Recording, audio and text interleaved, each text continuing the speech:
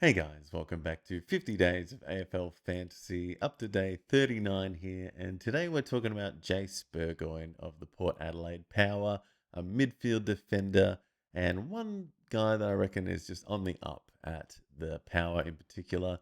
22 years of age, played 20 games last year at an average of 74, high score of 122, and a low score of 41. So something to improve on. I think next year might be his floor scoring. But yeah, two scores over 100 and one score over 120. And looking at the Port Adelaide defensive depth here, there's a couple of big names at the top that are really making the most of it. Obviously, Connor Rosie took that step back into the defensive half and was taking some kick-ins last year.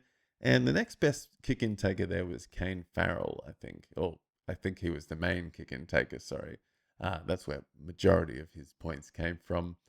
And then, yeah, Miles Bergman is another kind of similar option to Jase Burgoyne, has that defensive running carry and mindset about him, and also can get on the wing and get up there and, yeah, get some extra points on the sides as well. So Jase Burgoyne and Miles Bergman, I've always felt pretty similar in the way they go about it.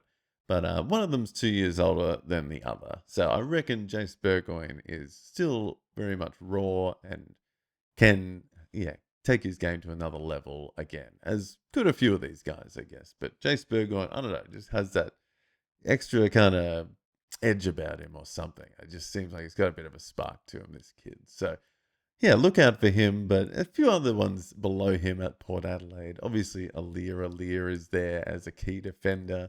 He might get a few games, I guess. But Jacob Werr is one that came over from the GWS Giants at the end of last year, and he was a bit starved for opportunity there. So we might see him get a little bit of responsibility at the Power. Logan Evans, I don't know, he's kind of been bit of a band-aid on the back line ever since Dan Houston left. I guess he's still pretty young though, and maybe a bit extra to give there. Asava Radagalia, Brandon Zerk Thatcher, Lockie Jones, they're all kind of the key defenders, I feel, as well. Big men that, yeah, are going to be there maybe week in and week out, but they're not going to be racking it up. Josh Sin, though, I have always felt he's a similar one that could be on kick-in duties for the future. I do remember seeing I think it was his Sandful numbers or his draft year numbers were pretty good. So there's another one I think has potential to be fantasy relevant in due time. And then, yeah, a couple at the bottom there, Harrison Ram and Jacob Moss. In all honesty, I don't know a whole lot about those two guys. So I don't know, maybe we'll see them get on the park a bit more as well because they're pretty young. But I reckon the first four there are very, very fantasy relevant, especially obviously Rosie, but Bergman and Burgoyne, I reckon, are potential to take it up a gear this year, I think.